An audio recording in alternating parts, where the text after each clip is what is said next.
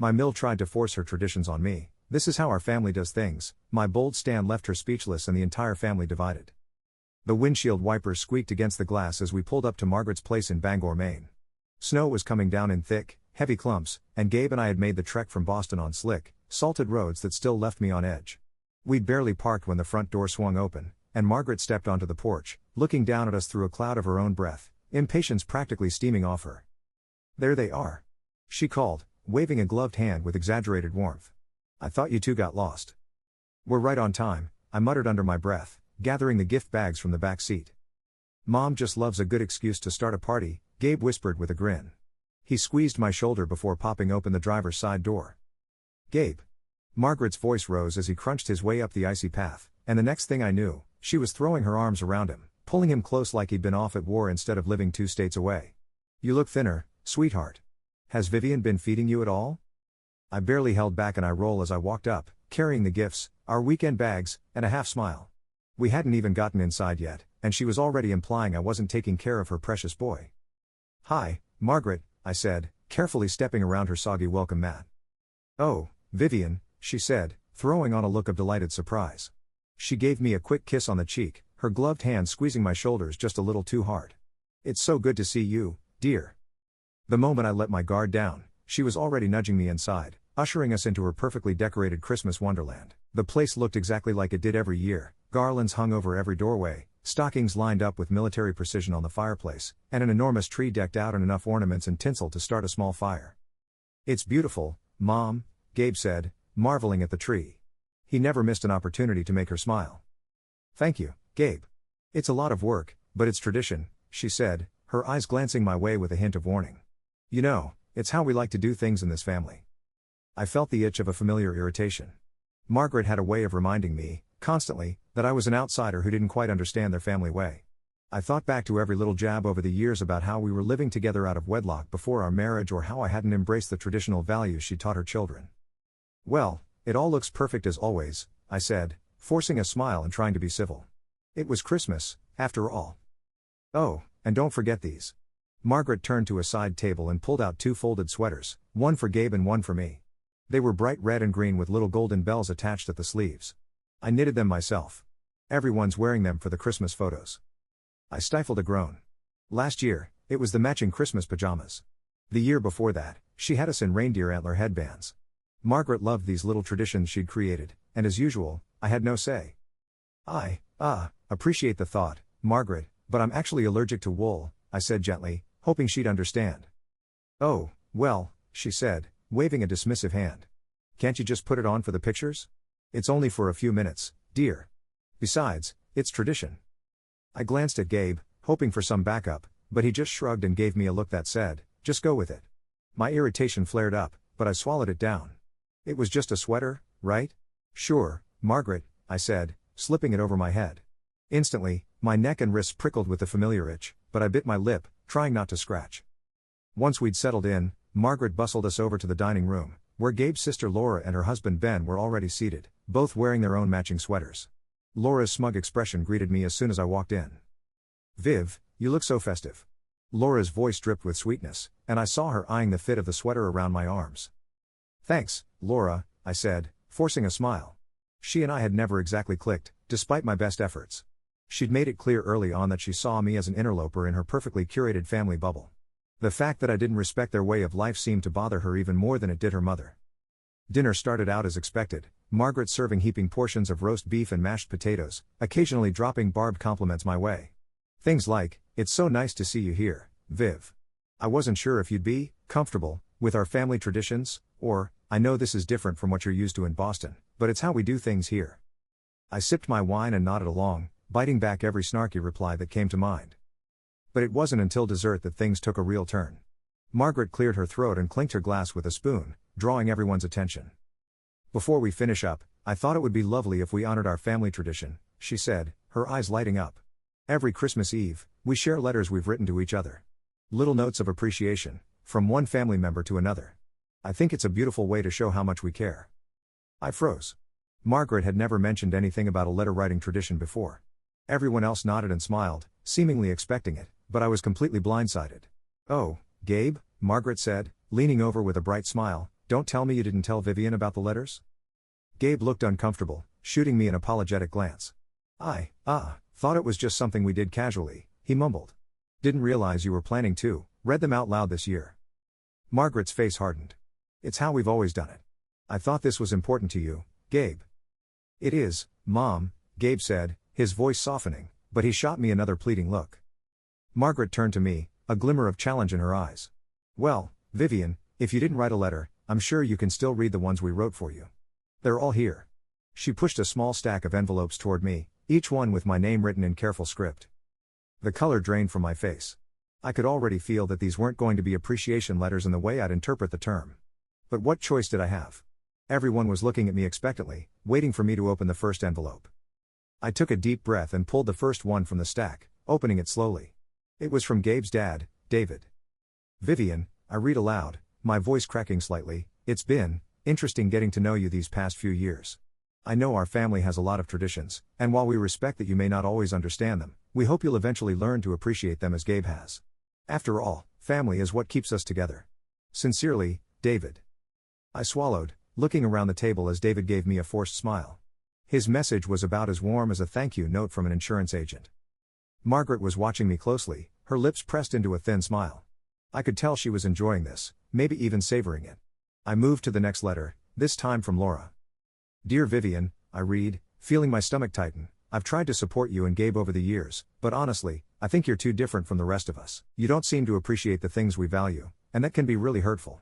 I hope, in time, you'll come to realize that family traditions aren't just silly habits, they're part of who we are. Love, Laura. I barely held back the urge to throw the letter down. This wasn't some sweet family moment, it was an ambush. They'd all written down every grievance, every judgment they'd been holding back, and now they were making me read them out loud in front of everyone. I stole a glance at Gabe, but he was just staring down at his plate, looking miserable. I clenched my jaw and opened the final letter. It was from Margaret herself. Dear Vivian, I read, my voice wavering. When you joined our family, I had hoped you'd embrace our values and traditions with open arms. However, I've been disappointed to see you struggle to fit in and respect the way we do things. Family isn't just about love, it's about commitment to each other and our heritage. I only hope you'll come to understand that and realize that sometimes, to be part of something greater, we have to let go of selfish tendencies. Sincerely, Margaret. The room was silent, everyone waiting for my reaction. I could feel their eyes on me, but I refused to look up. My throat was tight, and my heart was pounding. Well, I finally said, folding the letter and setting it back on the table, thank you all for sharing your thoughts. I couldn't hide the bitterness in my voice. I looked at Gabe, hoping for some kind of support, but he just looked away, his face flushed with shame.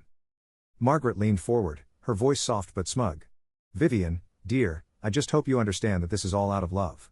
We only want what's best for Gabe, and we hope you'll find a way to fit into the family someday. I'd had enough. I stood up, hands trembling. With all due respect, Margaret, I'm not here to be molded into what you think a real family member should be. I love Gabe, but I am not a project or a problem for you to fix. I respect that you all have traditions, but respect goes both ways. And honestly, this isn't respect. Margaret's face fell, her eyes narrowing. If you think you can just disregard everything this family stands for. This isn't about disrespecting the family, I interrupted, my voice firm. It's about letting me be a part of it without making me feel like an outsider. Gabe finally stood, putting a hand on my shoulder. Mom, enough. Viv deserves better than this. I should have said something sooner, but she's right. Margaret's face turned red, her lips pressed so tight they were white. If this is what you want, Gabe, if you're going to choose her over your family. No, Mom, Gabe said, his voice steady. I'm choosing both of us. But you need to let us be ourselves. We left that night, barely saying goodbye. That Christmas Eve in a Bangor motel wasn't what I'd envisioned, but Gabe held me close, and for the first time, I felt like he was truly on my side. 2 years later, we've found a new balance, one that doesn't require me to sacrifice my identity. Margaret still sends holiday cards filled with suggestions on reconnecting with family, but we're no longer bending to her expectations. I know now that family isn't about fitting into someone else's mold, it's about creating a place where we both belong. And that, more than any tradition, is something I'll cherish. The motel room that night was dim and cold, with the thin, beige curtains doing little to keep out the light from the street. Gabe and I sat on the edge of the bed, not saying a word for the longest time. I stared at the floor, tracing the patterns in the worn carpet, replaying every bitter moment of the evening in my mind. Finally, Gabe broke the silence. Viv, he murmured, reaching for my hand. I had no idea they'd go that far. I wanted to believe him, and I wanted to scream at him, all at once. He'd known what his family could be like, yet he'd let me walk into that ambush, unprepared and unsupported. But as I looked into his eyes, filled with guilt and remorse, I softened. He hadn't expected this, not to this extent. Why didn't you stand up for me sooner, Gabe? My voice cracked as I spoke, a mix of frustration and heartbreak pouring out. They practically handed me a script to read out loud about how I'm not good enough. And you just sat there. He looked down, gripping my hand tighter. I didn't want to make it worse. I thought it was just their way, you know? But when I saw how much it hurt you, I realized I was wrong. I should have stepped in. I'm sorry, Viv. Really, truly sorry. I took a deep breath, letting the anger dissipate, even though part of it still lingered. I understood that he was stuck between two worlds, his family's expectations and the life we were building together. But something had to change if we were going to make it work. It's not just about tonight, Gabe, I said quietly. It's everything. Your mom's traditions, the way she demands things be done a certain way. I can't keep pretending to be someone I'm not. Not just to please her. He looked at me, his eyes solemn. I get it now. I thought it was just something we could ignore or laugh off, but it's deeper than that. I know it's not fair to you. And I promise, Viv, I'll start standing up to them more. I'll make it clear that our lives aren't up for negotiation. I felt a weight lift, just a little, hearing him say those words. For the first time, I truly felt like we were on the same side, like he was choosing me over the endless pressure his family put on us to conform. We talked long into the night, planning how we'd handle things moving forward, agreeing to set boundaries and stick to them, even if it meant ruffling some feathers. The next morning, as we drove back to Boston, Gabe's phone buzzed. He glanced at the screen and winced. It's Mom, he said, his face tense. She wants to know where we are and why we left without saying goodbye. Are you going to answer? I asked, watching him carefully. He stared at the phone for a moment, and then, surprising me, he shook his head. Not right now. We'll talk to her when we're ready. She can wait. I felt a surge of relief, and for the first time in a long time, I felt like we were in control. Over the next few months, we kept our distance. Margaret tried calling Gabe, and eventually, she started reaching out to me directly, leaving long voicemails filled with guilt-laden monologues about how the family had always done things together and how she was hurt by my reluctance to embrace their values. I never responded, letting her messages go unanswered, no matter how tempting it was to fire back. Then, one evening, we got an unexpected letter in the mail. It was from Margaret, addressed to both of us, written in her neat, careful script. Dear Gabe and Vivian. I've given a lot of thought to what happened last Christmas. I know that we hurt you, and for that, I am truly sorry. But I am struggling to understand why our traditions seem to cause such distress for you, Vivian. Family means so much to me, and these traditions are what bind us together. They are meant to bring us closer, not drive us apart. If you feel up to it, I would like to invite you both to dinner. I want to understand your perspective better, and I want you to feel welcome, truly welcome, in this family.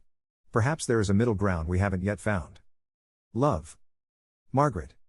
I read the letter twice, unsure what to make of it. It was the closest thing to an apology I'd ever received from her, but I couldn't shake the feeling that she still saw me as an outsider who needed to be coaxed, or coerced, into compliance. What do you think? Gabe asked, watching me as I folded the letter back up. I don't know, I admitted. It sounds like she's willing to listen, but part of me doesn't want to go through it again. I'm tired, Gabe, tired of feeling like I have to prove myself to your family. He nodded, a look of understanding crossing his face. I get it. We don't have to go if you don't want to. But maybe this is her way of trying, as best as she knows how. In the end, we decided to accept the invitation, with one condition: if the evening took a turn toward judgment or manipulation, we'd leave, no questions asked.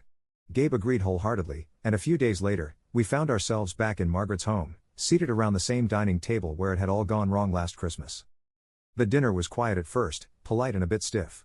Margaret was all smiles, offering us dish after dish, doing her best to make us comfortable. When dessert came around, she cleared her throat and looked directly at me. Vivian, she began, her voice gentle but strained, I know things got out of hand last year. I didn't mean to make you feel unwelcome or judged.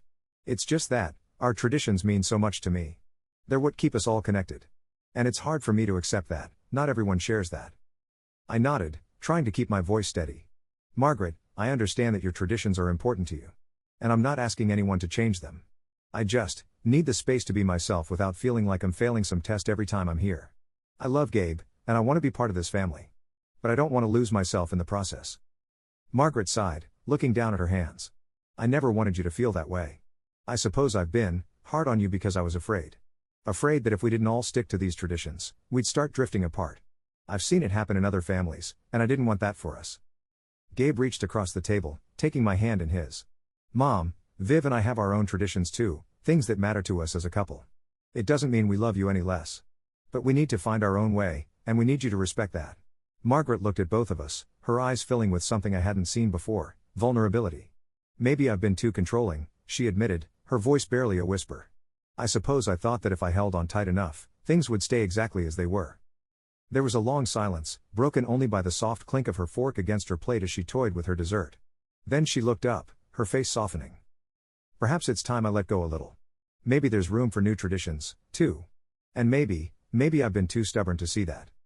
I felt a surge of relief, and a tentative smile crept onto my face. Thank you, Margaret. I really appreciate that. After that, things weren't perfect, but they were better. Margaret made an effort to be less rigid, to let us have our own space without pressuring us to conform to every family custom.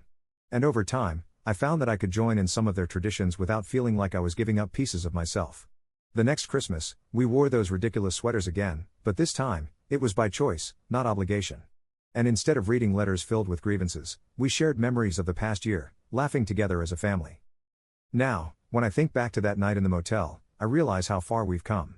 Gabe and I have built our own little world, one where we're free to be ourselves, and where we finally found common ground with his family. It hasn't been easy, and there are still moments when I feel the tug of Margaret's expectations. But I know that we have each other's backs, and that's more than enough. In the end, it wasn't about breaking tradition, it was about creating a new one that was ours. And that, more than anything, has made all the difference.